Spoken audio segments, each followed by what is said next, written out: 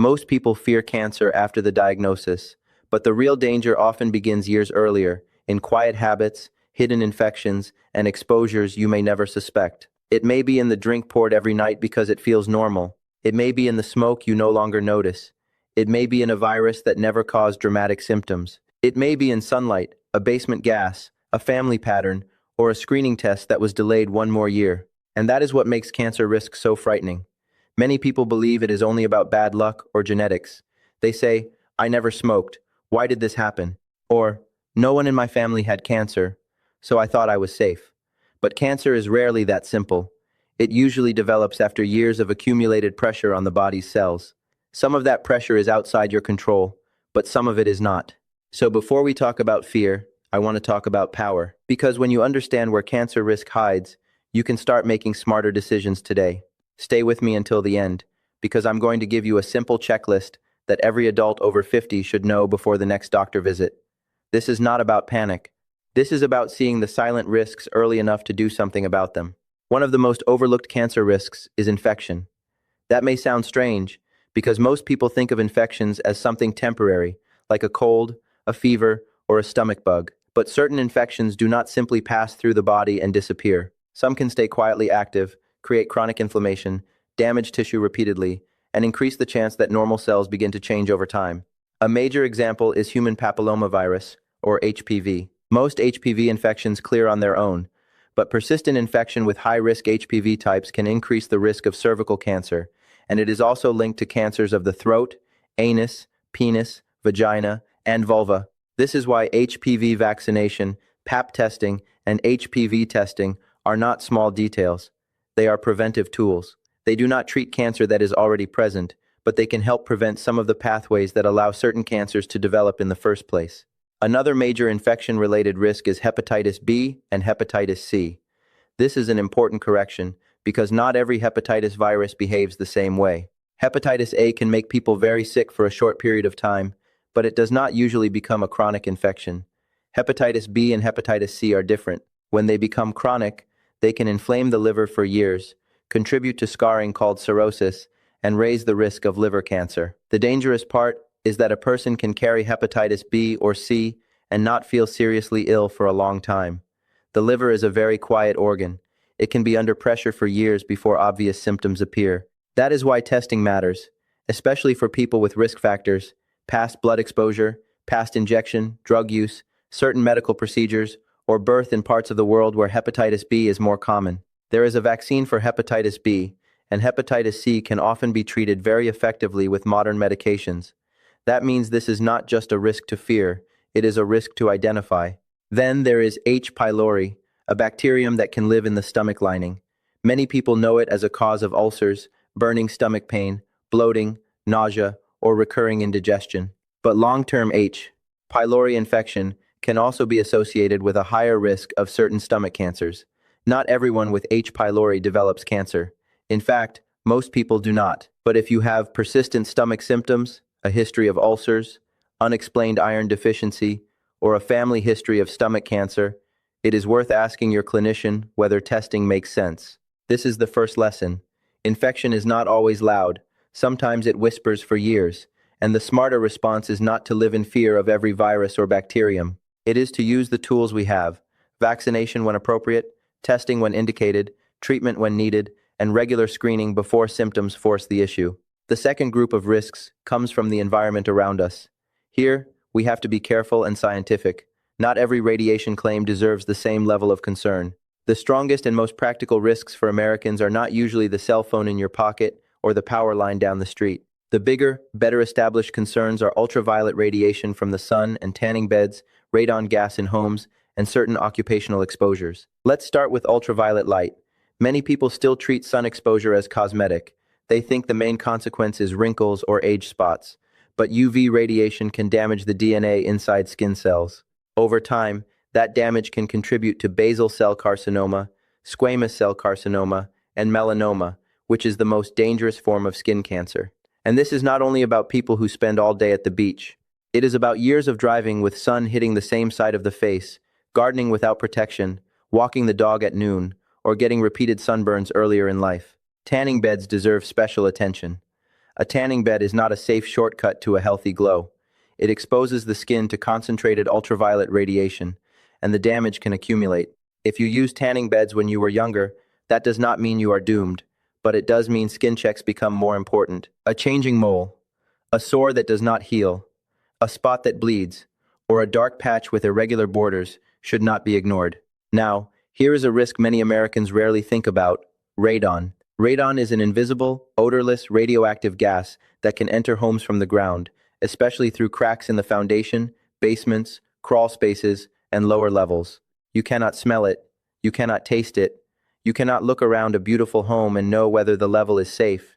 Long-term exposure to high radon levels is a recognized lung cancer risk, especially dangerous when combined with smoking history. That is why a simple home radon test can matter. This is especially important if you live in an area with higher radon levels or spend a lot of time in a basement or lower level room. A test kit is inexpensive compared with the cost of ignoring the problem, and if the level is high, mitigation systems can often reduce it significantly. Workplace exposure also matters. People who spent years around asbestos, diesel fumes, industrial solvents, pesticides, silica dust, certain metals, or radiation sources may carry risk from exposures that happen long before symptoms appear.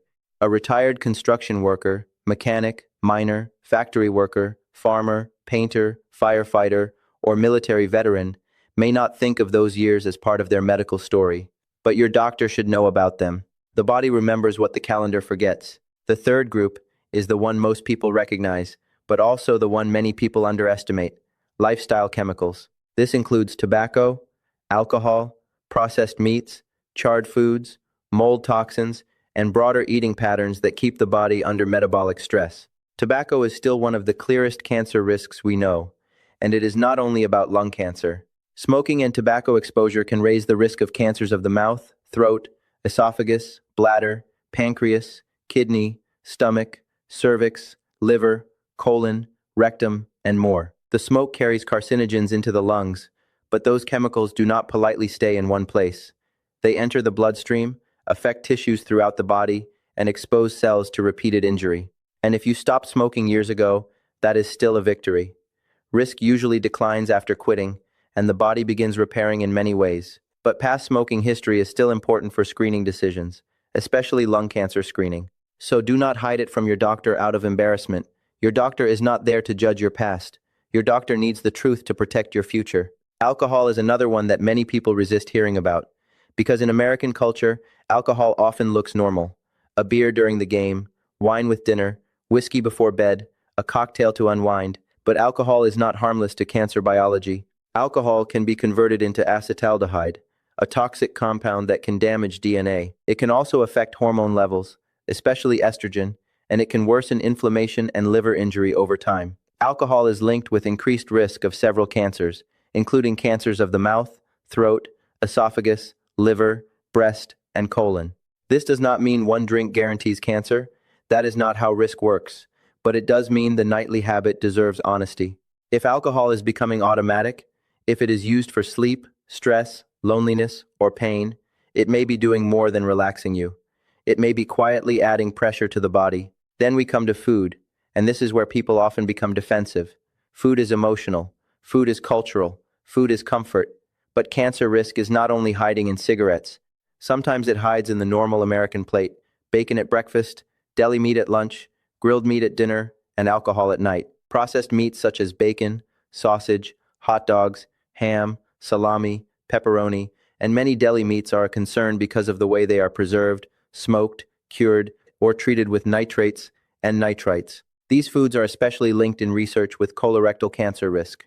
The practical message is not that you can never enjoy a piece of bacon again. The message is that processed meat should not be a daily foundation of the diet, especially after 50, when colon cancer screening and gut health become much more important.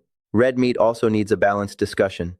Beef, pork, and lamb are not the same as processed meat, and eating a steak does not automatically cause cancer. But higher intake of red meat, especially when portions are large and frequent, is associated with increased risk of colorectal cancer. The smarter approach is to keep portions modest, make it occasional rather than constant, and build the plate around more fiber-rich foods: beans, lentils, vegetables, berries, whole grains, nuts, and seeds. How meat is cooked also matters.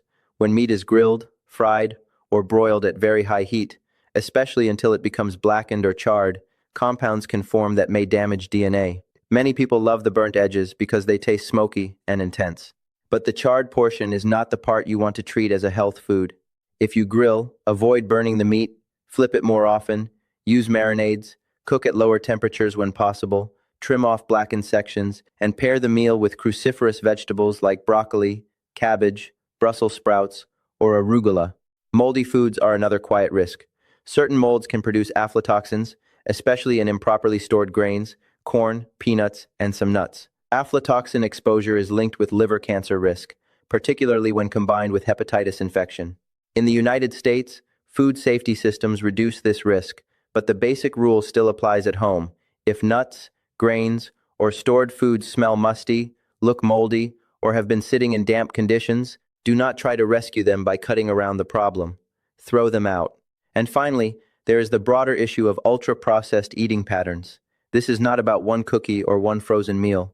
It is about a daily pattern built around fast food, sugary drinks, packaged snacks, refined carbohydrates, processed meats, low fiber, and very few plants. That pattern can promote weight gain, insulin resistance, fatty liver, chronic inflammation, and changes in the gut microbiome. Those changes do not mean cancer is guaranteed, but they can create a body environment where risk moves in the wrong direction. The fourth group of cancer risk is family history and genetics. This is the part that can feel the most unfair. Because you did not choose your genes. You did not choose the cancers that appeared in your parents, grandparents, siblings, aunts, or uncles. But family history is not a sentence. It is a signal. If several relatives on the same side of the family had the same type of cancer, if cancer appeared at a young age, if someone had breast cancer before menopause, ovarian cancer, pancreatic cancer, aggressive prostate cancer, multiple colon polyps, or colon cancer before age 50, that information matters. It may suggest inherited patterns such as BRCA-related risk or Lynch syndrome. These are not just names from a medical textbook. They can change when screening begins, how often it is done, and whether genetic counseling should be considered. For example, a person with average risk may begin colon cancer screening at the standard recommended age, but someone with a strong family history may need to begin earlier. A woman with a strong family pattern of breast or ovarian cancer may need a different screening strategy. A man with a family history of aggressive prostate cancer may need a more careful conversation about PSA testing. The goal is not to make people afraid of their family tree. The goal is to stop treating family history like casual trivia. Before your next checkup, write it down. Which relatives had cancer? What type? How old were they at diagnosis? Was it on your mother's side or father's side? Did anyone have more than one cancer? Did anyone have colon polyps, not just colon cancer? That information can change the entire prevention conversation. The fifth risk pathway becomes more important after 50: aging, immune surveillance, and chronic inflammation. This is not because the body suddenly becomes weak overnight. It is because time changes biology. Every day, cells divide. Every day, DNA is exposed to stress. Most of the time, the body repairs damage or removes abnormal cells before they become dangerous. But as decades pass, DNA changes can accumulate, repair systems may become less efficient, and the immune system may become less sharp at recognizing abnormal cells. Your immune system is not just fighting colds. Every day, it also helps patrol the body for abnormal cells. This is sometimes called immune surveillance. It is one reason researchers have been so interested in immunotherapy for certain cancers. The immune system can sometimes be trained or reactivated to recognize cancer cells more effectively. But that does not mean you should rely on boosting immunity as a cancer treatment. That phrase is often abused. Real immune health comes from fundamentals: sleep, movement, a nutrient-rich diet, healthy weight, blood sugar control, vaccination when appropriate, and treating chronic infections or inflammatory conditions. Chronic inflammation is a key part of this conversation. Inflammation is useful when you cut your finger or fight an infection, but long-term inflammation is different. It can act like a slow fire in the background. Obesity, poorly controlled diabetes, fatty liver disease, untreated infections, smoking, heavy alcohol use, poor sleep, and chronic stress can all contribute to an internal environment where cells are under repeated pressure. That is one reason cancer risk rises with age. It is not just that people get older. It is that the body has had more time to accumulate exposures, more time for small errors to build, and often more years of habits that either protect or damage the terrain. After 50, prevention becomes less about perfection and more about reducing pressure wherever you can. So what can you actually do with all of this? Because information without action can become anxiety, and the purpose of this conversation is not to make you scared of sunlight, food, family history, or your own age. The purpose is to show you the places where smart action can make a difference. Start with infections. Ask your clinician whether you are up to date on HPV-related screening, whether HPV vaccination is appropriate for you or your family members, whether you have been vaccinated against hepatitis B, and whether hepatitis B or hepatitis C testing makes sense. If you have persistent stomach symptoms or a family history of stomach cancer, ask about H. pylori testing instead of just living on antacids for years. Next, be honest about tobacco. If you currently smoke, quitting is one of the most powerful cancer prevention steps available. If you used to smoke heavily, ask whether lung cancer screening with low-dose CT is appropriate based on your age and pack year history. Avoid secondhand smoke whenever possible. And if you vape, do not assume it is harmless simply because it smells cleaner than cigarettes. Then look at alcohol. You do not need to pretend that alcohol is poison in a single sip, but you should stop pretending that nightly alcohol is neutral. If you drink every evening, begin by tracking it honestly for 2 weeks. Do not change anything at first. Just write it down. Many people are surprised when a little becomes 14 or 20 drinks per week. Awareness is often the first step toward change. Clean up the plate in a realistic way. Reduce processed meats first. That is the easiest win. Swap daily bacon, sausage, hot dogs, and deli meats for eggs, plain Greek yogurt, oatmeal with nuts, grilled chicken, tuna, beans, lentils, hummus, or leftover home-cooked protein. Add fiber every day. Your colon does not need another supplement before it gets enough plants. Beans, vegetables, berries, chia seeds, ground flaxseed, and whole grains can help support a healthier gut environment. If you grill, grill smarter. Avoid blackening. Use lower heat. Cut away char. Add vegetables. Do not turn every weekend barbecue into a plate of burned meat and processed sides. The goal is not to destroy joy. It is to stop making the riskiest version of the meal the default version. Check the home. If you have never tested for radon, especially if you have a basement or lower level living space, consider a home radon test. If you worked around asbestos, diesel fumes, solvents, pesticides, silica, heavy metals, or industrial dusts, tell your doctor. These details can influence what symptoms deserve faster investigation. Know your family history. Do not wait until a crisis. Call relatives. Ask questions. Write down ages and cancer types. Bring that information to your next appointment. Family history is only useful if your doctor actually knows it. And finally, do not skip screening. Screening is where prevention becomes practical. Colonoscopy or other approved colon cancer screening tests. Mammograms when appropriate. Pap and HPV testing. Skin checks for suspicious lesions. Prostate conversations for men based on age, risk, and family history. Lung cancer screening for people who qualify. These are not just appointments. They are opportunities to catch disease earlier, sometimes before it becomes life-threatening. You cannot control every cancer risk. You cannot rewrite your genes. You cannot erase every exposure from the past. You cannot guarantee that cancer will never happen. But you can control more than most people think. You can remove tobacco. You can reduce alcohol. You can test for silent infections. You can protect your skin. You can check your home for radon. You can stop eating processed meat every day. You can learn your family history. You can stop delaying the screening test you already know you need. Cancer prevention is not about living in fear.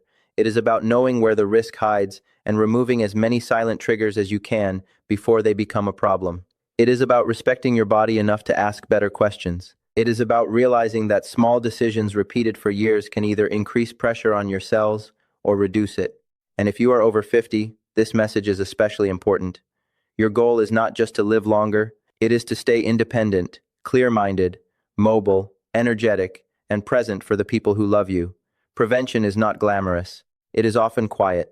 It looks like making the appointment, mailing the stool test, getting the skin spot checked, reducing the nightly drink, testing the basement, asking about hepatitis screening, and telling your doctor the truth about your family history. If this video made you think of someone, send it to them.